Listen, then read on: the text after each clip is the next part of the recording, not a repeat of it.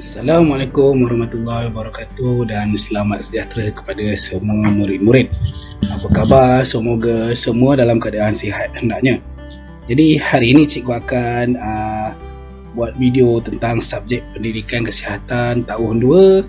Tajuknya Malang Tidak Berbau. Untuk pengetahuan murid-murid, tajuk ini adalah tajuk yang terakhir dalam buku teks kamu. Jadi murid-murid boleh rujuk buku teks muka surat 102 hingga 105. Kita tengok dulu muka surat 102. Okey.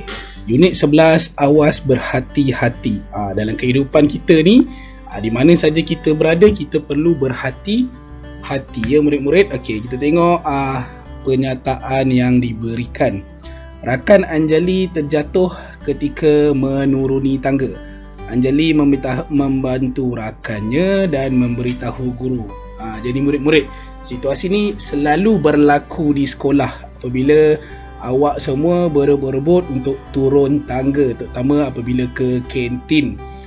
Jadi apabila tergesa-gesa atau tergopoh-gopoh awak turun tangga, dan akhirnya kemungkinan akan berlaku kemalangan kepada awak, itu awak akan terjatuh. Jadi kalau kita tengok dalam gambar ni, Anjali membantu rakannya dan memberitahu gurulah tentang apa yang berlaku. Okey. Kenapa perlu beritahu guru? Supaya sekiranya berlaku apa-apa kecederaan, guru akan boleh membuat rawatan kecemasan dengan segera, ataupun boleh membawa murid yang cedera ini ke klinik atau hospital. Ingat ya murid-murid, sekiranya berlaku kecederaan di sekolah, dengan kadar segera beritahu guru. Mana-mana guru yang murid kenal, yang murid selesa, pergi beri tahu. Okey, kita tengok muka surat 103. Okey, tajuknya Malang Tidak Berbau. Okey. Malang maksudnya kemalangan lah sebenarnya.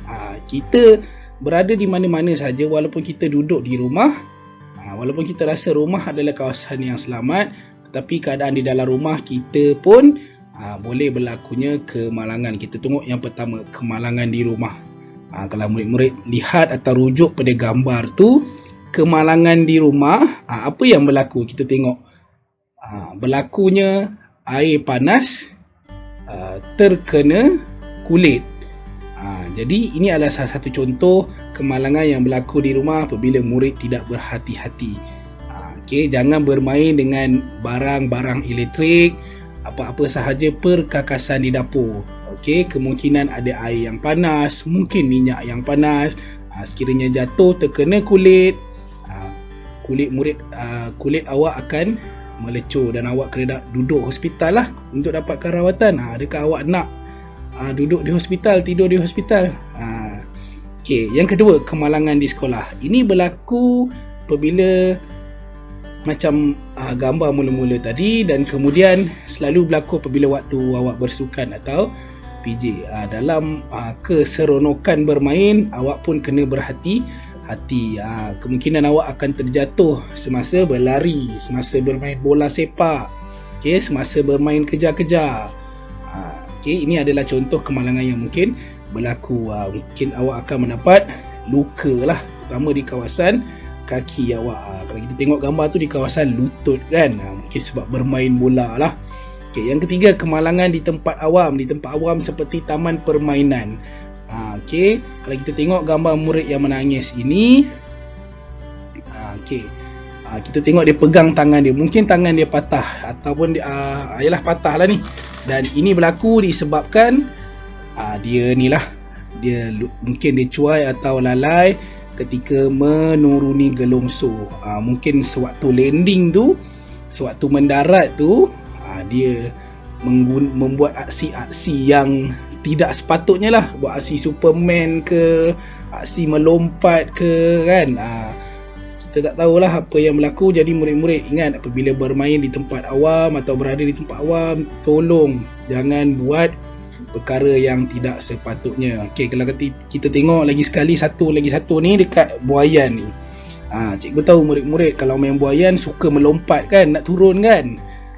Jadi sebelum nak lompat atau sebelum nak turun buayan tu, kita perlahankan dulu ayunan buayan dan kita mendarat atau kita turunlah dengan selamat. Jangan kita rasa seronok seolah-olah kita nak terbang, kita terus lompat. Kadang-kadang bila kita terus lompat tu, kemungkinan kaki kita, kita mendarat menggunakan kaki yang salah, kita akan terselio atau mungkin patah kaki, ataupun mungkin kita akan terlanggar orang lain yang sedang bermain, dan akan mengakibatkan kecederaan kepada lebih ramai orang.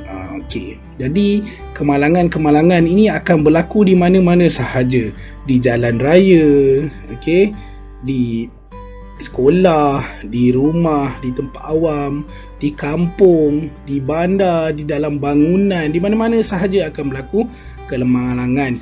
Jadi murid-murid kena berhati-hatilah apabila membuat sesuatu perkara. Sebab tu tajuknya malang tidak berbau. Kalau kita tahu akan berlaku kemalangan, kita boleh bau, mungkin bau ayam goreng ke, bau kari je kan, kita tak pergilah kat situ kan. Tapi disebabkan malang ni tidak berbau, murid-murid perlu ambil langkah berjaga-jaga. Ini contoh apabila berlaku kemalangan, apa yang kita perlu lakukan atau apakah tindakan yang boleh kita lakukan. Yang pertama, tajuknya bantuan segera. Kita tengok ibu adik terjatuh dari katil dan tangannya cedera. Ibu pun jawab, mari kita hantar adik ke hospital. Sekiranya berlaku kecederaan atau berlaku kemalangan di dalam rumah, tangan cedera ke, sesak nafas ke, demam teruk ke, pengsan ke, cepat-cepat hantar ke hospital atau telefon ambulan. Itu tindakan awak yang awak kena lakukan. Yang kedua, contoh kemalangan yang berlaku di sekolah. Cikgu, bilik sains terbakar. Jadi cikgu jawab, saya akan telefon bomba. Sekiranya berlaku kebakaran sama ada di rumah, di sekolah atau di mana-mana sahaja, murid-murid perlu ambil tindakan untuk menelefon bomba. Kalau murid-murid tak ada telefon, murid-murid boleh cari orang dewasa untuk memanggil bomba.